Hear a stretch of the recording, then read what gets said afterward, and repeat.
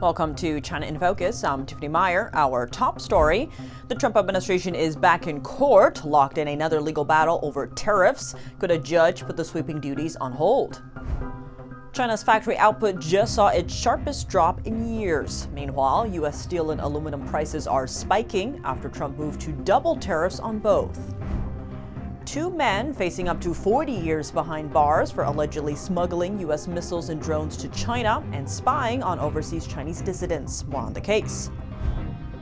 Harvard has been a training ground for rising Chinese Communist Party officials and sometimes their family members for decades. Now, U.S. leaders are sounding alarms over national security risks.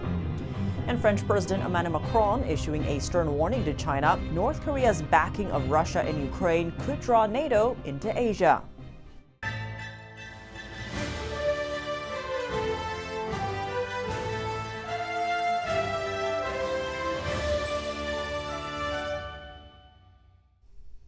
Before we dive into today's headlines, a special announcement. This Wednesday, June 4th, China in Focus brings you an exclusive look at the U.S.-China trade dispute 36 years after the 1989 Tiananmen Square massacre. How did that bloody clampdown shape today's global economy, and what does it signal for the future of U.S.-China relations? Here's a quick preview. As world markets watch the current trade truce between the U.S. and China, talks of China opening up are cropping up again. It's a phrase with echoes in the past. What happened the last time major calls for economic reform, even government reform, rang out inside China? What took place that fateful day that is still remembered around the world but silenced inside China? Join us to see if global trade is under the shadow of 1989 only on NTD. New developments on the U.S.-China trade front. The Trump administration is asking a federal appeals court to pause a ruling blocking its emergency tariffs. This follows a lawsuit by two U.S. toy makers who say the tariffs would cause them serious damage, and a lower court judge agreed last week. NTD's Dana Monahan has the latest on the legal fight and where U.S.-China trade talks stand. The Monday filing argued that halting the tariffs would harm trade talks with other nations and make the tariff seem like less of a serious threat. Last Thursday, U.S. District Judge Rudolph Contreras ruled that two American family-owned toy companies, Learning Resources and Hand to Mind, would be irreparably harmed by President Trump's tariffs. The judge also said the law Trump used to put most of the tariffs in place, the International Emergency Economic Powers Act, doesn't actually include anything about allowing tariffs. In another case, a specialized trade court ruled last week that Trump went too far when he used emergency powers to impose broad tariffs. A federal appeals court put that decision on hold, temporarily giving Trump back the power to use those tariffs under the law. Tensions between the U.S. and China are heating up again. President Trump says China totally violated a 90-day trade deal made last month, mainly over Beijing's export controls on critical minerals, materials key to the auto and defense industries. China pushed back, accusing the U.S. of breaking the deal instead. White House officials say Trump and Chinese Communist leader Xi could speak this week. China corners the market on critical minerals processing, and the controls mean that rare earth magnets needed for critical automotive components could slow or stop. Deputy Treasury Secretary Michael Falkender reacted to the export issues on CNBC's Squawk Box.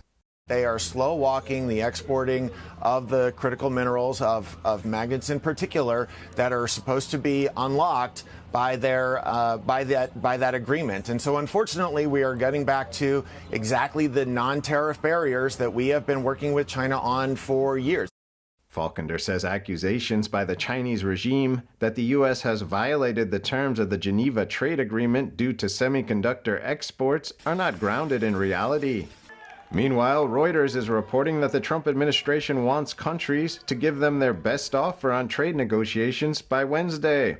It says a draft letter from the Office of the U.S. Trade Representative suggests an urgency within the administration to complete deals before the July 9th 90-day time frame established in April. Officials have said that several agreements are nearing completion. Washington has been engaged in such talks with the European Union, Japan, Vietnam, and India, among others. Daniel Monahan, NTD News.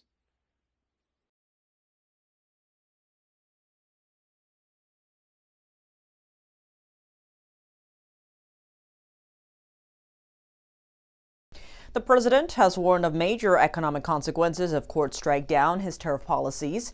He posted on social media saying other countries could take advantage of the U.S., calling the potential outcome economic ruination. Trump posed tariffs on several countries, including China, to reduce the trade deficit and bring manufacturing jobs back home. Among all U.S. trade partners, China accounts for the largest U.S. trade deficit. The White House says that from 2001 to 2018, the U.S.-China trade deficit contributed to the loss of over 3 million American jobs. Zooming out, the U.S. trade deficit topped $1 trillion last year. The White House says this gap has hollowed out U.S. manufacturing and forced reliance on foreign adversaries for defense and medical supplies. Factory activity in China is slowing down and fast. The latest figures show a sharp drop in May, marking the steepest decline since September 2022. A new report out Tuesday highlights a steep fall in new export orders as U.S. tariffs continue to weigh heavily on China's manufacturing sector. Chinese export orders fell to their lowest level since July of last year, dragging down overall factory output. Industrial production in China grew 6.1% in April compared to last year, but that's slower than the growth in March. To try to turn things around, Chinese officials rolled out a series of stimulus measures. In May, the Bank of China cut key interest rates and lowered the reserve requirement ratio. These moves are meant to free up more cash for banks to lend, hoping to inject new life into the economy. U.S. steel and aluminum prices spiked Monday after President Trump announced plans to double tariffs on both to 50%. At the same time, shares of foreign steelmakers tumbled. Here's the story. U.S. steel and aluminum prices soared on Monday after President Donald Trump said he would double tariffs on the two metals to 50%, intensifying the global trade war. Trump's announcement came late Friday, just hours after he accused China of violating an agreement to mutually roll back tariffs and trade restrictions for critical minerals. The new steel and aluminum tariffs are set to take effect on June 4th. Traders reacted Monday by sending aluminum prices skyrocketing 54%, while U.S. hot-rolled coil steel climbed about 7.5%. Meanwhile, the tariff shift was applauded by U.S. producers of aluminum, who saw their shares spike on the hope that duties would stop a flood of imports. Shares of steel manufacturer Cleveland-Cliffs surged as much as 24%, while Steel Dynamics and Nucor each climbed more than 10%. On the flip side, shares of Asian and European steel firms slumped, with Salzgitter, Germany's second biggest steelmaker, warning that Trump's tariff policy would deal a severe blow to the European industry. The U.S. is the world's largest steel importer, excluding the European Union, with more than 26 million tons of steel imported in 2024, according to the Department of Commerce. President Trump's 50% import duties on steel and aluminum are likely to stick through the entire Trump administration. That's according to Sam Stovall, chief investment strategist at CFRA Research. He says these duties aren't just bargaining chips. They're part of Trump's long-term push to strengthen U.S. production. I think the 50% tariff placed on steel and aluminum is not just rhetoric, it's reality. It is something that is going to last, possibly through the entire Trump administration.